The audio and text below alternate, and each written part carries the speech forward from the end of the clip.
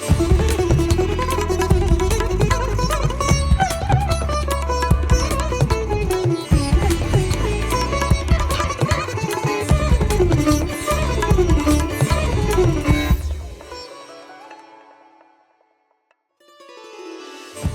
श्री साई राम। साई प्रेम वाणी के हमारे आज के प्रसारण में आप सबका हार्दिक स्वागत है। आज हम आप सबके लिए लेकर आए हैं सुमधुर कार्यक्रमों की मनमोहक कड़ी। आज के प्रसारण में आप अवतार वाणी के अंतर्गत श्री भगवान द्वारा दिए गए एक दिव्य संदेश का एक भाग सुनेंगे। तो चलिए कार्यक्रम का शुभारंभ करते हैं।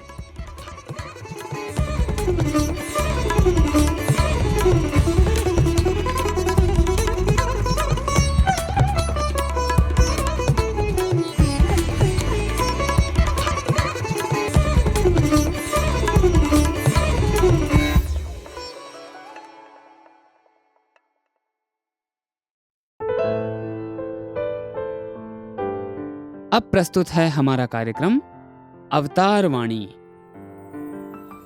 भगवान बाबा द्वारा सन 1984 को श्रीमद् भगवत गीता पर दिए गए दिव्य संभाषण का एक भाग आज हम प्रस्तुत करने जा रहे हैं।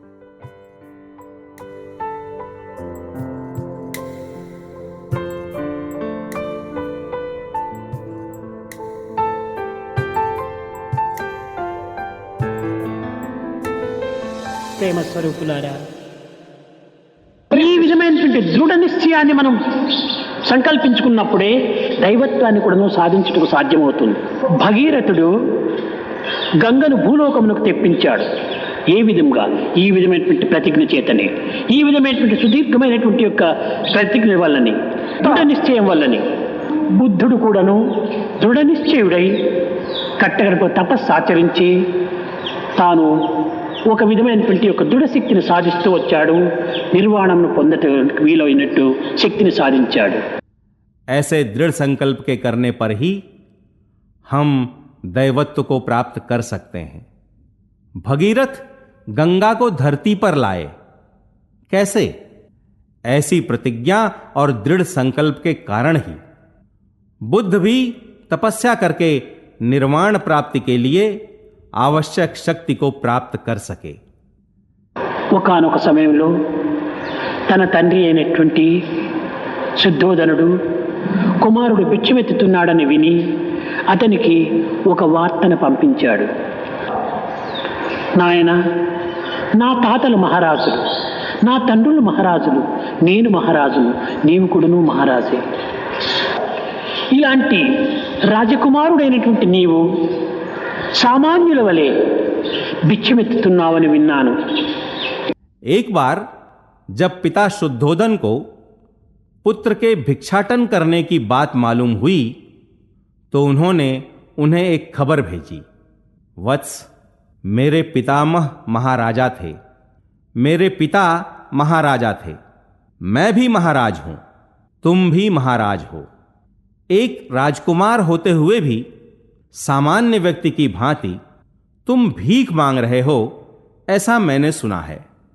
ధనకనక వస్తువాహనాదులకు తక్కువ లేదు, భోగ భాగ్యములకు ఏ విధమైనటువంటి లోటు లేదు.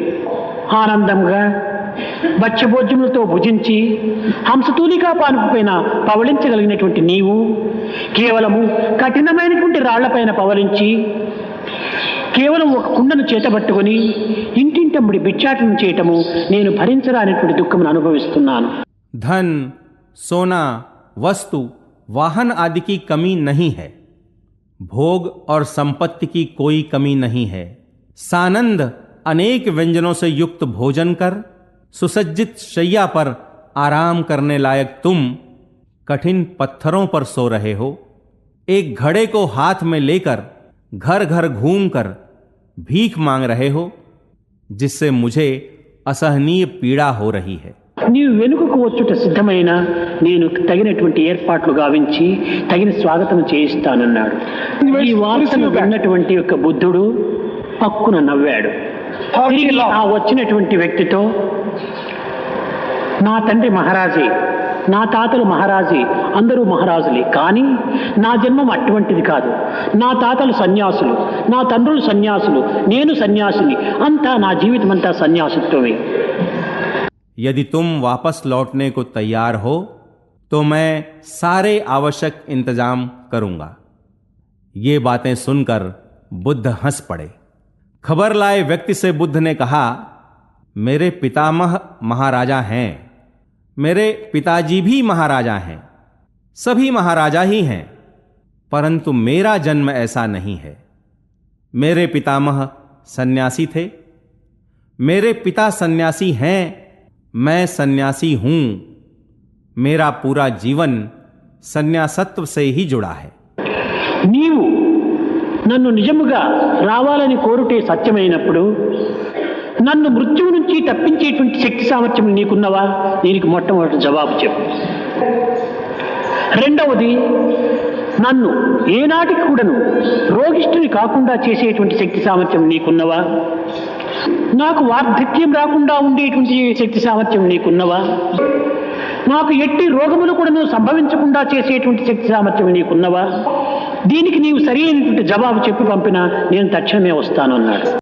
यदि तुम मेरा वापस लौटना ही चाहते हो तो पहले इसका उत्तर दो कि क्या मुझे मृत्यु से बचाने की शक्ति तुम में है? दूसरा, मुझे सदा के लिए रोगी बनने से रोकने की शक्ति क्या तुम में है? मुझे बुढ़ापा आने से रोकने की शक्ति क्या तुम में है?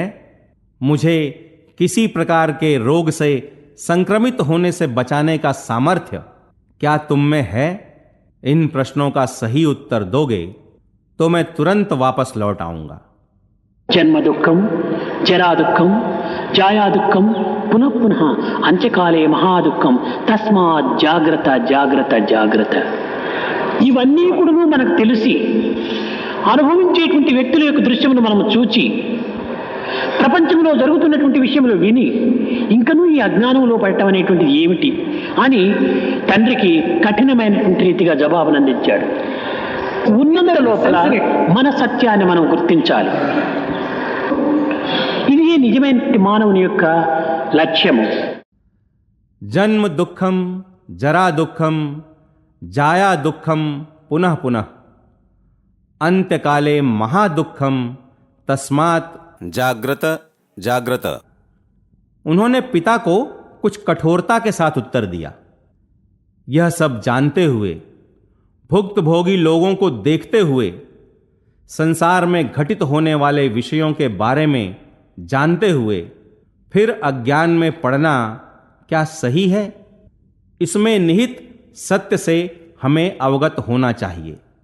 यही मानव का यथार्थ लक्ष्य है। పాంచభౌతికము దేహము, దేహము కూలక తప్పదెప్పుడు, దేహి నిరామయుండు, కడుకింపక దేహికి చావు పుట్టుకలు మోహ నిబంధ బంధన ముద్రలు లేవు.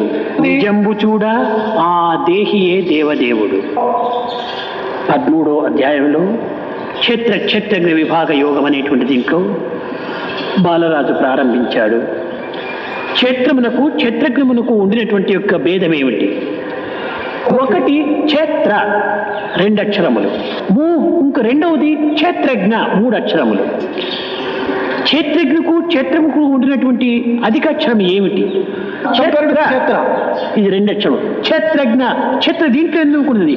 జ్ఞ అధికంగా ఉంటుండాలి క్షేత్రజ్ఞులు. అనగా జ్ఞకారము లేనటువంటిది క్షేత్రము, నకారము కూడినటువంటిది క్షేత్రజ్ఞుడు.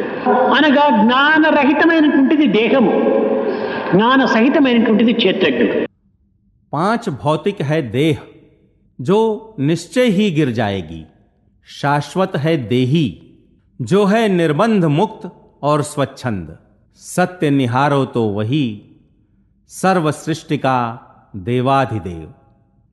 इससे पहले भाषण देने वाले बालराजू ने 13वें अध्याय क्षेत्रज्ञ विभाग योग को आरंभ किया। क्षेत्र और क्षेत्रज्ञ में अंतर क्या है? पहला है क्षेत्र, दूसरा है क्षेत्रज्ञ।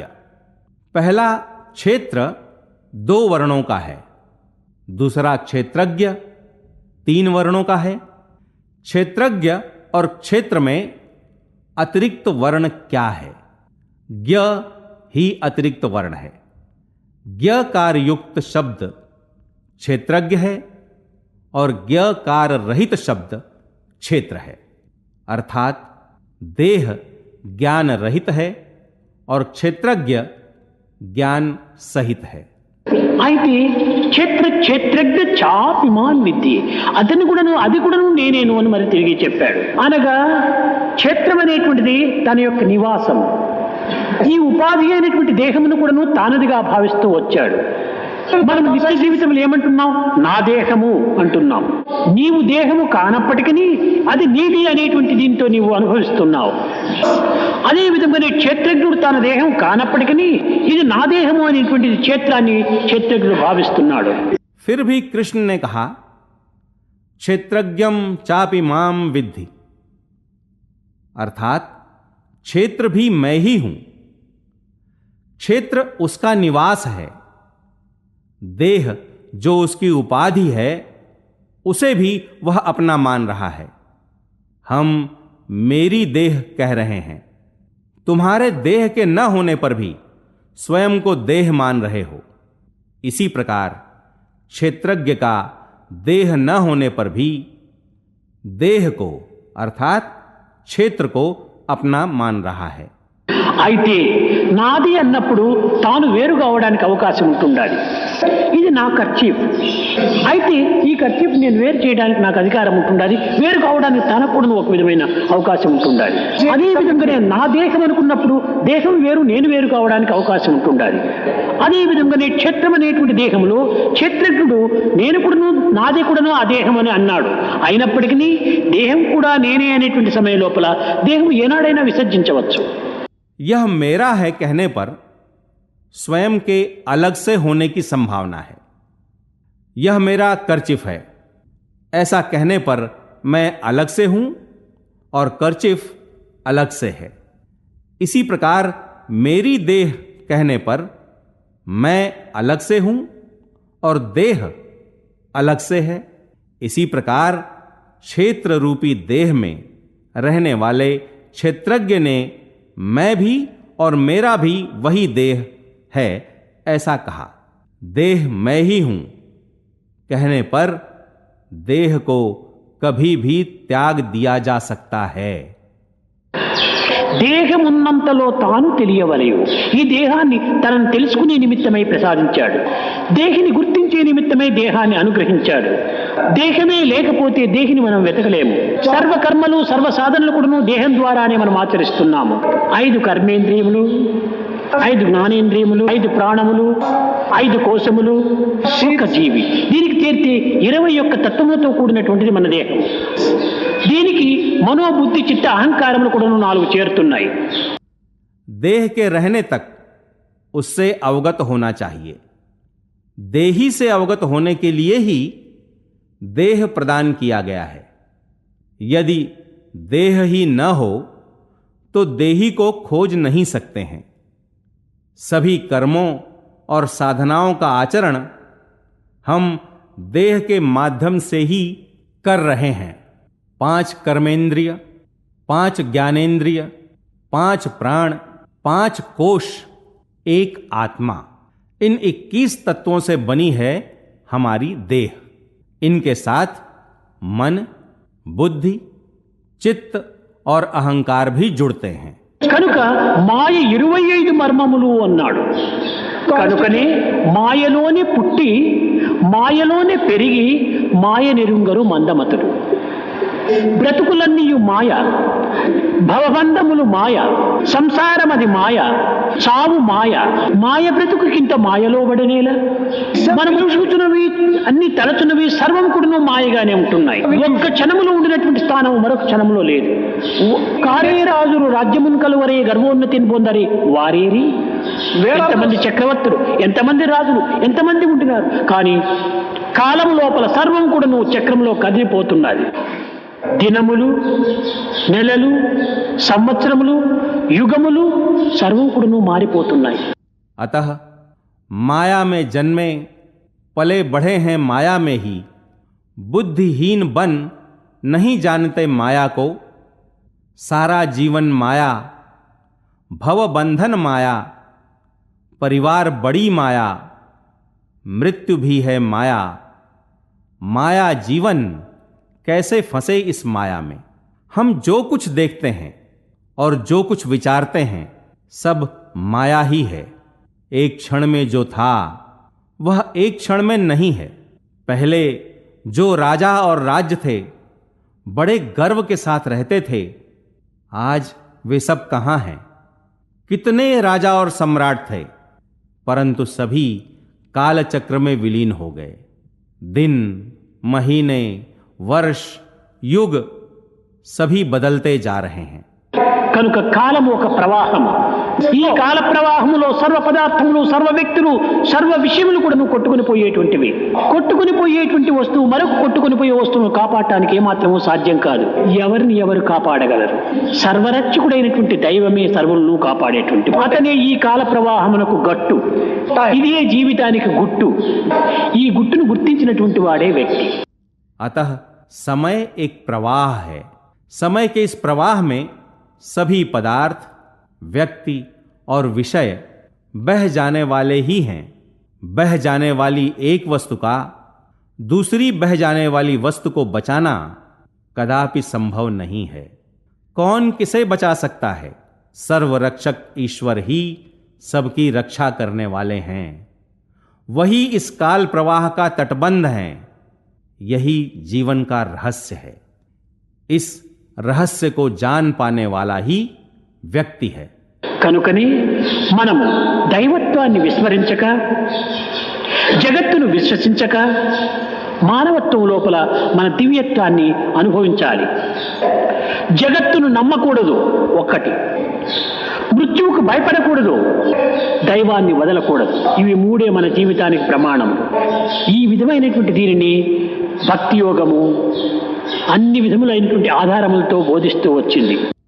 अतः हमें ईश्वर का विस्मरण न करते हुए, जगत पर विश्वास न करते हुए जीवन में दिव्यता का अनुभव प्राप्त करना चाहिए। एक, जगत पर विश्वास नहीं करना चाहिए। दो, मृत्यु से भयभीत नहीं होना चाहिए। तीन, ईश्वर को छोड़ना नहीं चाहिए। ये तीनों ही हमारे जीवन के लिए प्रामाणिक हैं। भक्ति योग इसी का उपदेश विविध आधारों के सहारे देता आया है। భక్తి యోగములో భక్తునికి ఉండవలసినటువంటి లక్షణములు 64 లక్షణములుగా నిరూపించింది। 64 లక్షణములు కూడా వ్యక్తికి కలగాలంటే ఇది అసాధ్యం। ఏ ఒక్క లక్షణమైనా కూడా మనము ఆచరణలో పెట్టితే అంతే చాలు।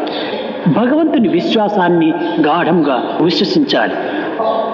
ఈ యొక్క దృఢ నిశ్చయంతో నీవు భగవంతుని విశ్వసిస్తే ఇంతకంటే ఇంక నీవు చేయనక్కర్లేదు। भक्ति योग ने भक्त के लिए आवश्यक 64 लक्षणों का निरूपण किया है। इन 64 लक्षणों का व्यक्ति में होना संभव नहीं है। किसी एक लक्षण का भी आचरण करें तो वही काफी है। ईश्वर के प्रति प्रगाढ़ विश्वास होना चाहिए। दृढ़ संकल्प के साथ ईश्वर पर विश्वास करोगे तो तुम्हें कुछ और करने की आवश्यकता नहीं है। మ్యాచ్ బాక్స్ లోపల 50 మ్యాచ్ స్టిక్స్ ఉంటాయి, కానీ మనకు అగ్ని కావాలంటే ఒక్క మ్యాచ్ స్టిక్స్ తీసి కావాల్సినంత అగ్ని మనం అభివృద్ధి చేసుకోవచ్చు। మనం 50 మ్యాచ్ స్టిక్స్ కూడా గీయనక్కర్లేదు। అదే రీతిగానే 64 యొక్క గుణముల లోపల ఏ ఒక్క గుణమైనా కూడాను మనము ఆచరణలో పెడితే అంతే చాలు। मैच बॉक्स में 50 मैच स्टिक्स होते हैं, परंतु हमें आग चाहिए तो एक मैच स्टिक से आवश्यक आग पा सकते हैं। हमें 50 मैच स्टिक्स घिसने की आवश्यकता नहीं है। इसी प्रकार 64 लक्षणों में से किसी एक का भी आचरण करना ही काफी है। ఇది ఏ ప్రధానమైన గుణము ప్రేమ। కనుకనే ప్రేమే దైవము, దైవమే ప్రేమ। Live in love. కనుక ఈ దైవత్వం లోపల మనం జీవించినామంటే సర్వం కూడా దైవమే చూసుకుంటాడు। ఇదే భక్తిమాన్ మే ప్రియో నరః। ఈ విధమైనటువంటి భక్తిలో నీవు ఉంటే నీవు నాకు ప్రియుడవుతావు అన్నాడు। इन गुणों में अत्यंत प्रधान प्रेम है। अतः प्रेम ही ईश्वर है, ईश्वर ही प्रेम है। Live in love. अतः इस प्रेम में जीवन बिताएंगे तो सब कुछ ईश्वर ही संभाल लेंगे। यही भक्तिमान में प्रियो नरः, इसलिए कहा कि इस प्रकार की भक्ति में तुम रहोगे तो मेरे लिए अत्यंत प्रिय बनोगे। భక్తి అనగా కేవలము ఏదో పూజలు చేయటము, వ్రతములు చేయటము, భజనలు చేయటము ఇంత మాత్రమే కాదు. ఈ భక్తి లోపల 4 విధములైనటువంటి భక్తి ఉంటుండాలి. ఆర్తి, అర్థార్థి, జిజ్ఞాసి, జ్ఞాని. ఈ సామాన్యంగా ఆర్తులనగా కష్టములు, దుఃఖములు, విచారములు సంభవించిన సమయంలో భగవంతుని ప్రార్థించటం. ఇంటిలో పశువుకో శిశువుకో కొంచెం ఏమైనా ఆరోగ్యం చెడిపోతే అప్పుడు తిరిగి భగవంతుని ప్రార్థిస్తుంటాం. भक्ति का अर्थ मात्र पूजा, व्रत, भजन आदि करना नहीं है। भक्त आर्त, अर्थार्थी, जिज्ञासु और ज्ञानी के रूप में 4 प्रकार के होते हैं। कष्ट, दुख और कठिनाइयों के आने पर भगवान की प्रार्थना करने वाले आर्त होते हैं। ये घर में किसी पशु या शिशु के स्वास्थ्य के बिगड़ने पर भगवान से प्रार्थना करते हैं। ఆంధ్రలో అధికంగా ఉపయోగిస్తుంటారు సంకటం వస్తే వెంకటరమణ అని. ఏనాడు మనకు కష్టం కలిగితే అప్పుడు వెంకటరమణ వెంకటరమణ అని ప్రార్థిస్తుంటాం. కష్టకాలములో, బాధల కాలములో, నష్టములు సంభవించిన సమయంలో భగవంతుని చింతించి ఏదో వారు ఉపశాంతిని పొందటానికి ఈ విధమైనటువంటి యొక్క ప్రార్థనలు సలుపుతుంటారు. ఇలాంటి దీనిని ఆర్తభక్తి అని చెప్పారు. प्रायः तेलुगु में लोग कहते हैं संकट समय में वेंकट रमणा। जब कोई कष्ट आता है तो लोग वेंकट रमणा कहकर प्रार्थना करते हैं। कष्टों के समय, दुख के समय अथवा किसी हानि के समय ईश्वर से प्रार्थना करके चैन पाने का प्रयत्न करते हैं। इसी को आर्त भक्ति कहा गया है। प्रेम मुदित मन से कहो राम राम राम, राम राम राम, राम राम राम, श्री राम राम राम।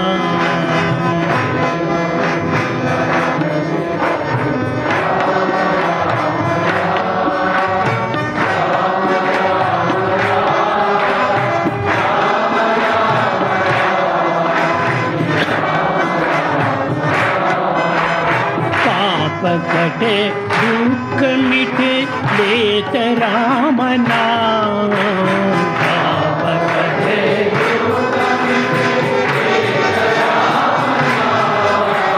भव समुद्र सुखद नाव एक राम नाम।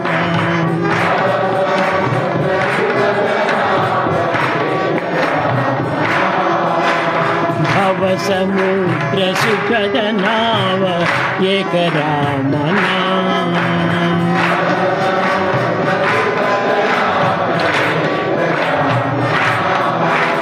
परम शांति सुख निदान दिव्य राम नाम, परम शांति सुख निदान दिव्य राम नाम। परम शांति सुख निदान दिव्य राम नाम, परम शांति सुख निदान दिव्य राम नाम। निराधार को आधार एक राम नाम,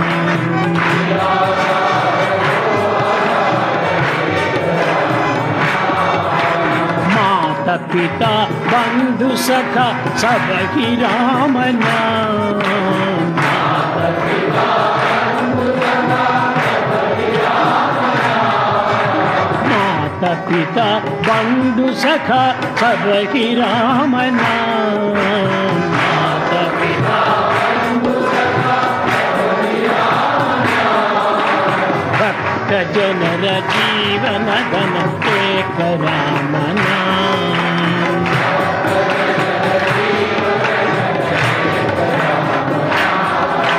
भक्त जनर जीवन साधन एक राम नाम।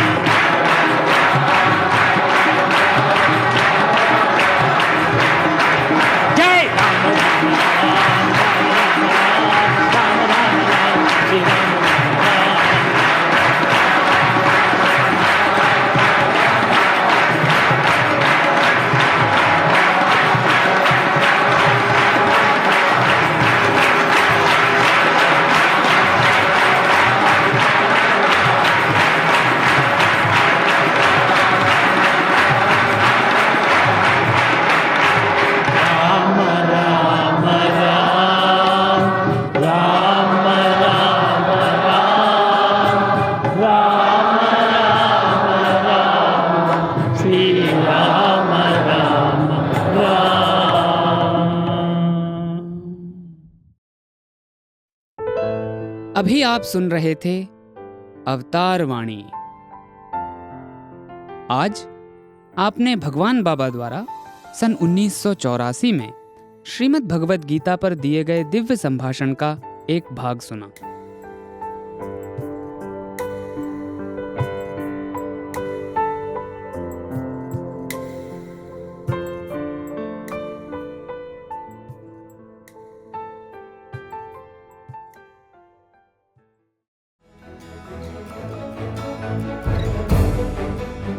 इसी के साथ हमारे साईं प्रेमवाणी कार्यक्रम के इस प्रसारण को हम यहीं विराम देते हैं।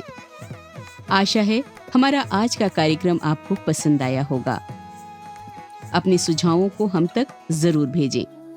हमारा व्हाट्सएप नंबर है 9393258258 93 हिंदी भाषा में हमारी ये सभी प्रस्तुतियाँ YouTube पर भी उपलब्ध हैं। इन्हें वहाँ देखने या सुनने के लिए हमारे YouTube चैनल को सब्सक्राइब करें और कमेंट बॉक्स में अपने सुझाव देना न भूलें। हे स्वामी, आप दिव्य पिता हैं, हम आपके अंश। हम में गूंजें गीता के स्वर, स्वार्थ मोह न हमें बांधे कभी। हम करुणा सागर की बन जाएं लहर। ये प्रार्थना आपके श्री चरणों में अर्पित करते हुए और ये प्रसारण आपको समर्पित करते हुए अब वाणी को विराम देते हैं। धन्यवाद। सप्रेम साईं राम।